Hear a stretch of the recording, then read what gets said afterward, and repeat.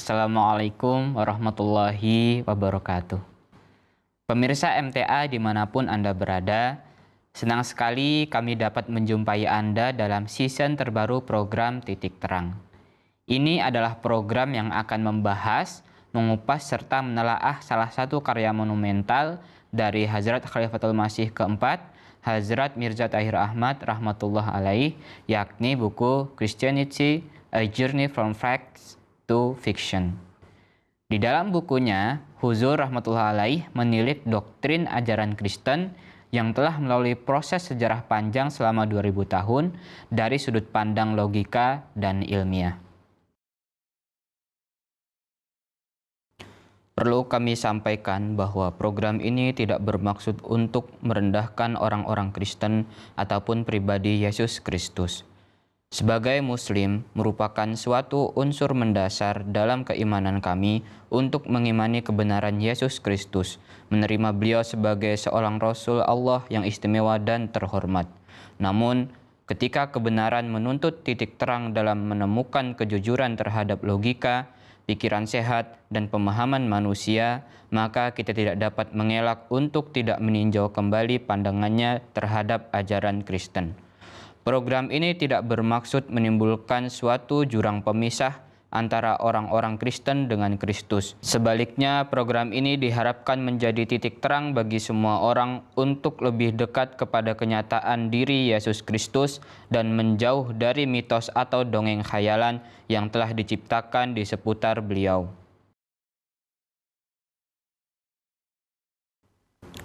Baiklah pemirsa, pada episode kali ini, kita akan membahas subbab penyaliban. Saya Latif Nur Hasan, dan bersama saya sudah hadir narasumber kita, yakni Bapak Rakiman Ramjuman. Mari kita sapa beliau. Assalamualaikum Pak Rakiman. Waalaikumsalam warahmatullahi wabarakatuh. Bagaimana kabarnya Pak Rakiman? Alhamdulillah sehat-sehat. Baik, kali ini kita masih akan membahas bab penyaliban ya Pak ya. Sebelumnya kita sudah bahas tentang konsep penyaliban dari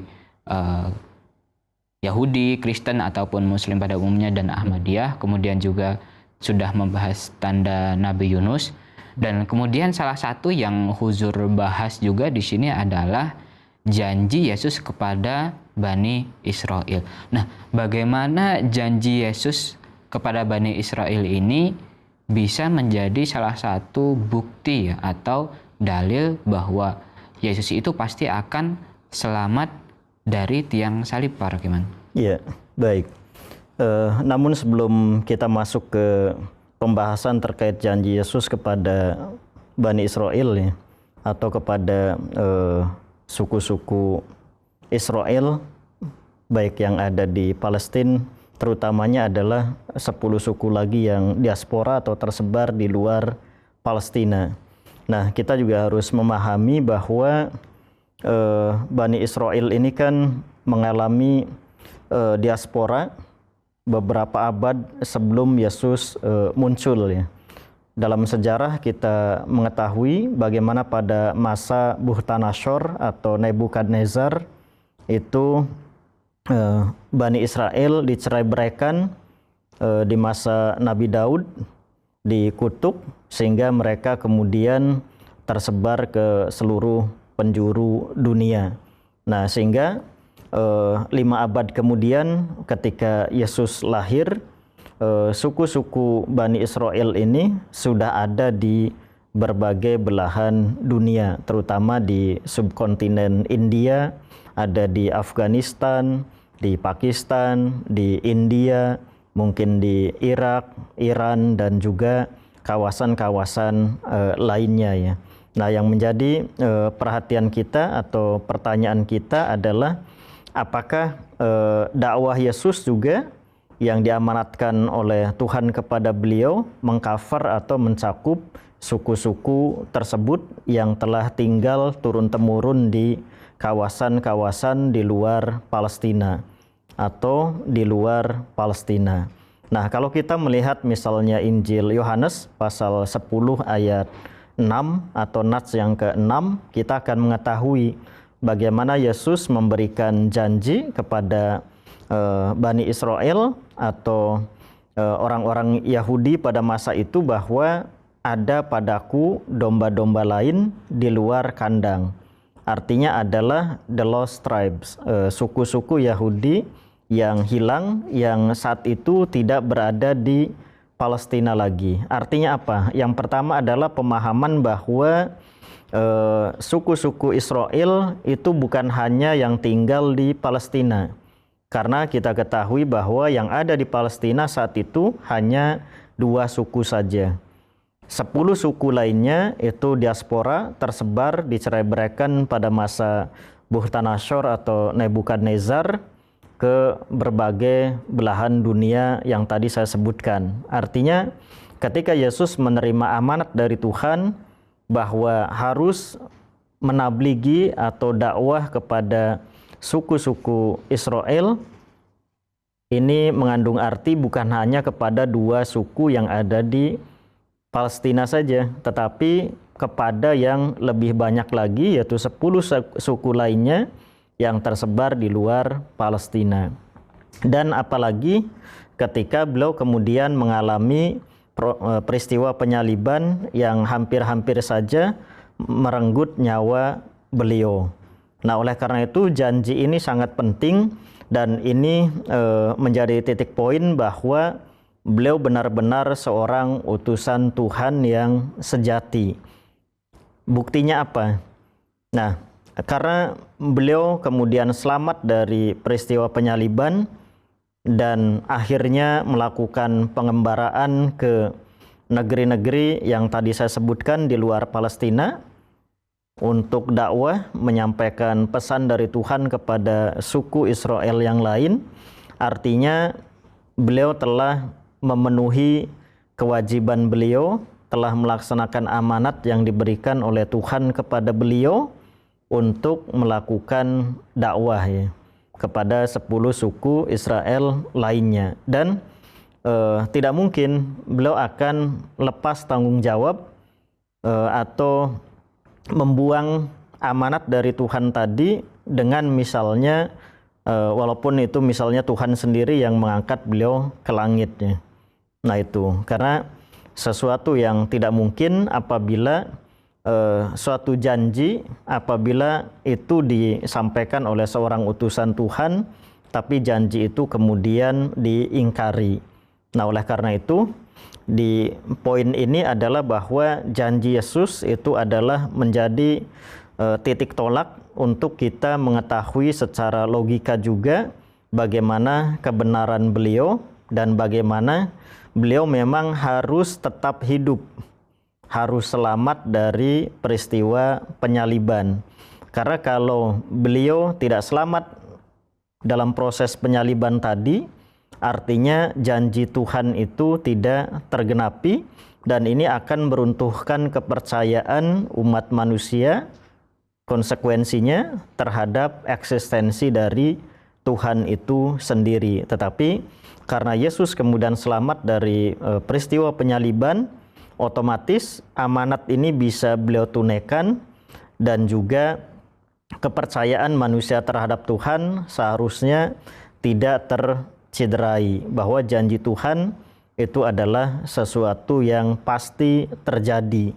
Nah, ini artinya adalah bahwa Yesus benar-benar telah melaksanakan amanat atau janji tersebut apabila beliau selamat dari proses penyaliban dan juga melakukan pengembaraan dalam rangka mencari suku-suku Israel yang di luar Palestina. Nah, seperti itu.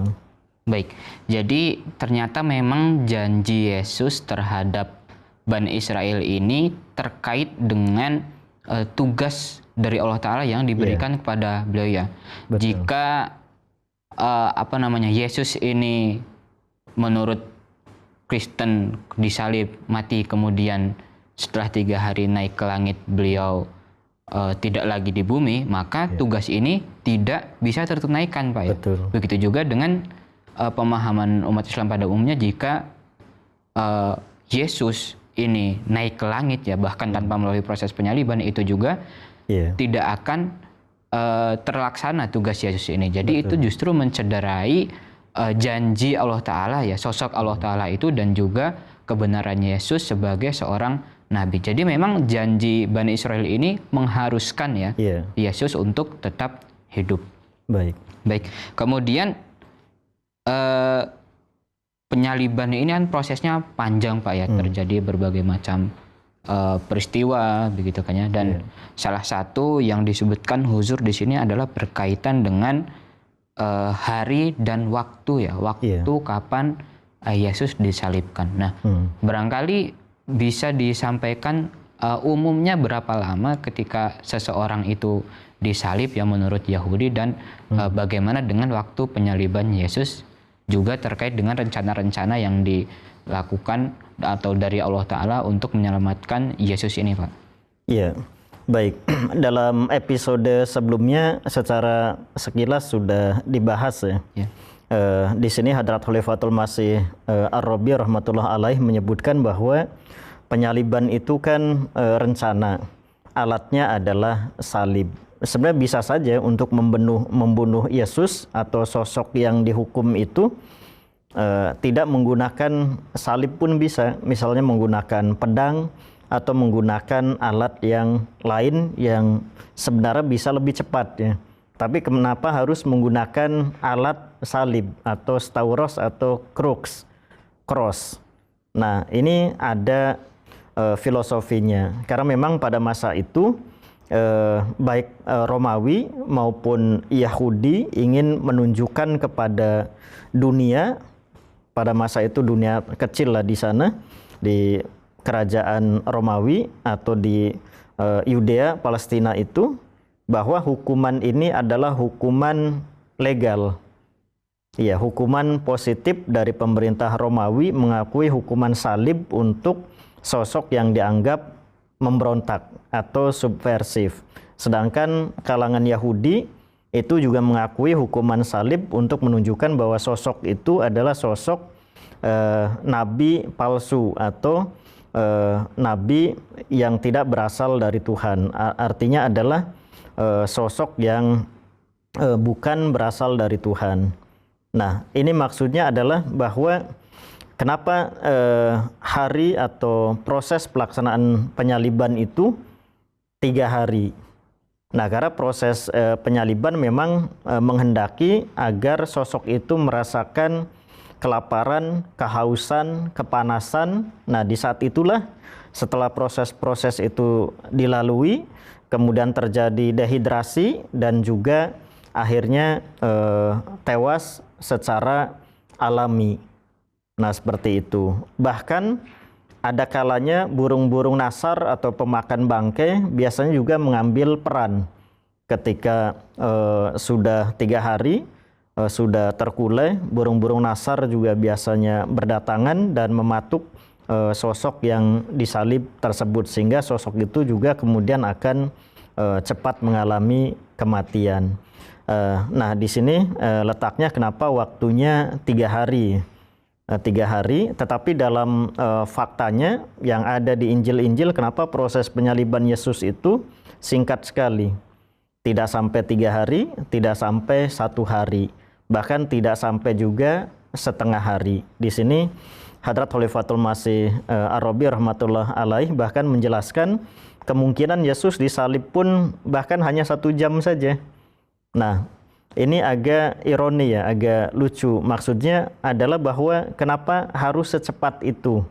Ada skenario apa dari Pilatus, dari penguasa pada saat itu?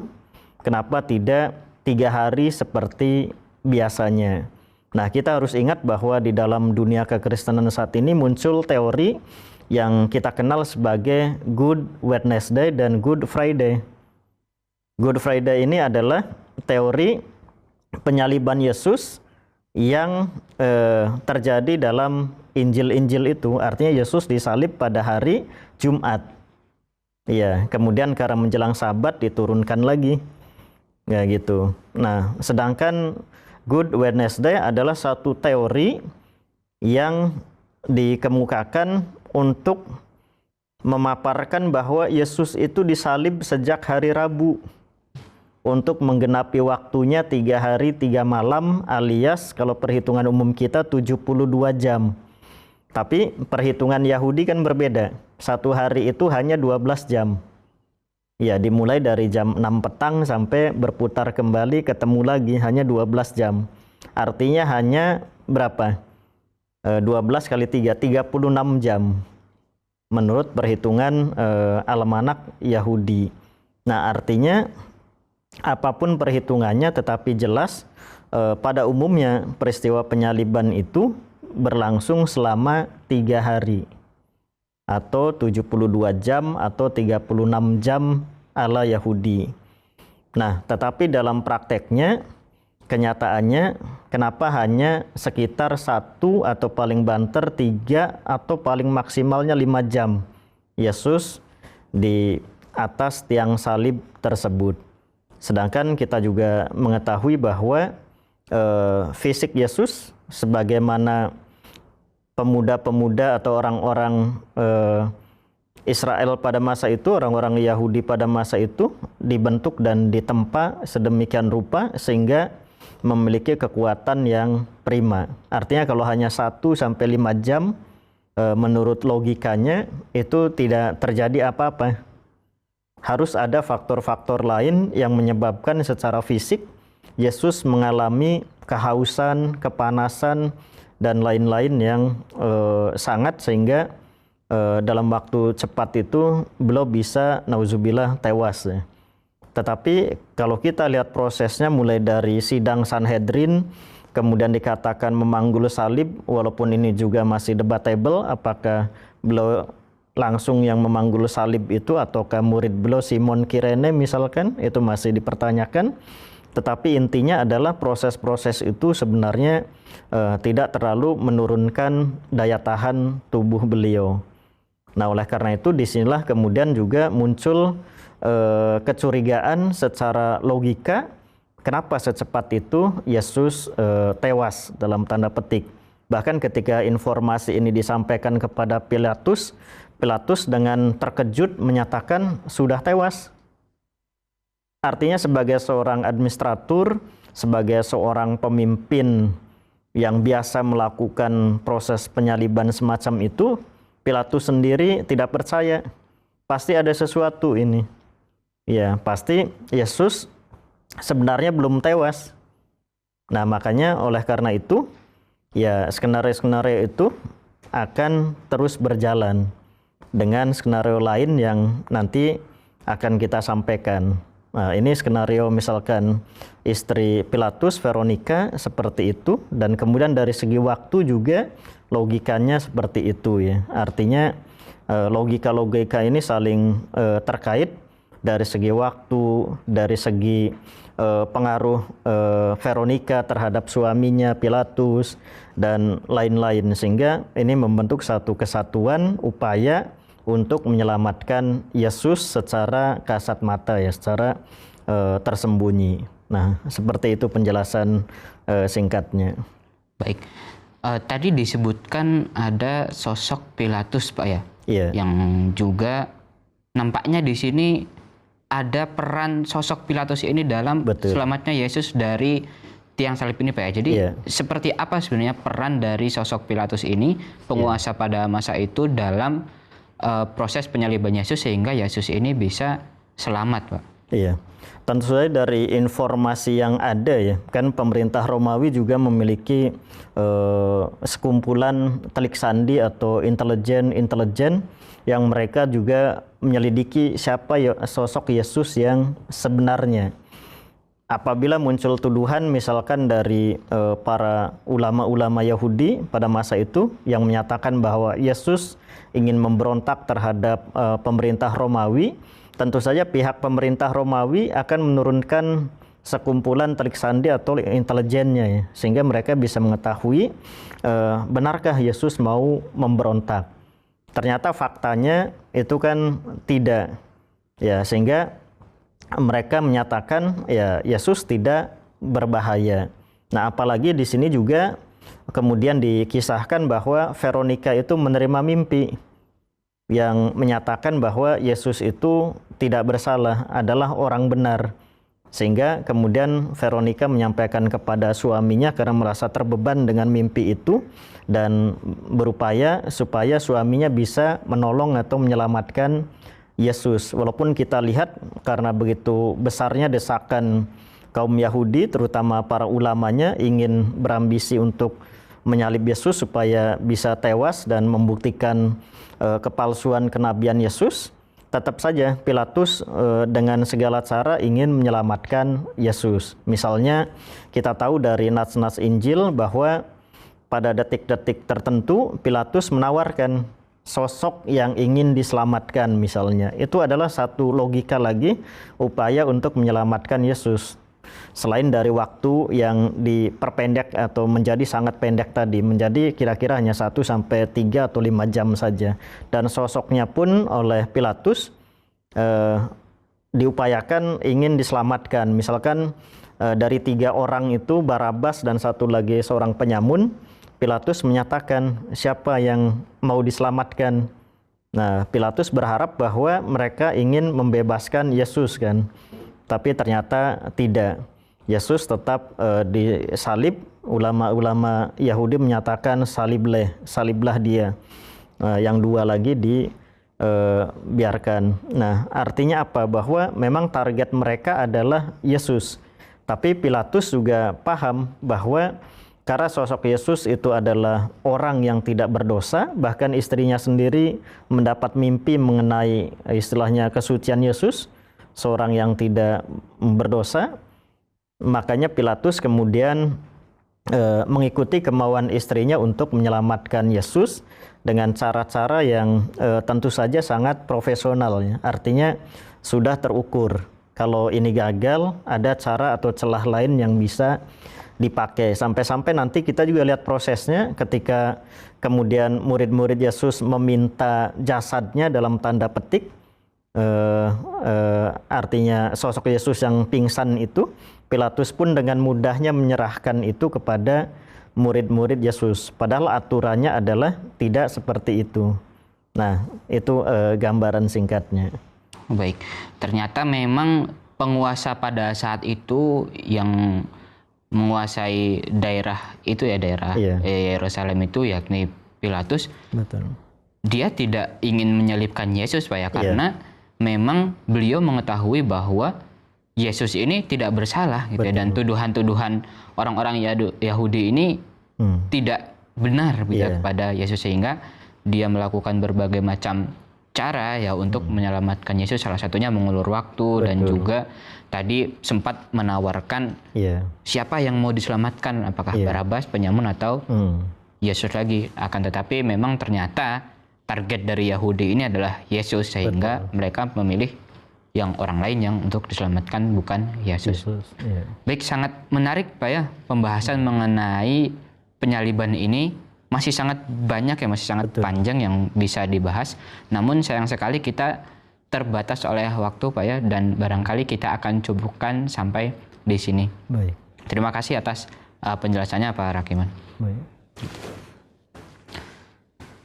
Pemirsa MTA dimanapun Anda berada, alhamdulillah demikianlah pembahasan kita pada episode kali ini terkait subbab penyaliban.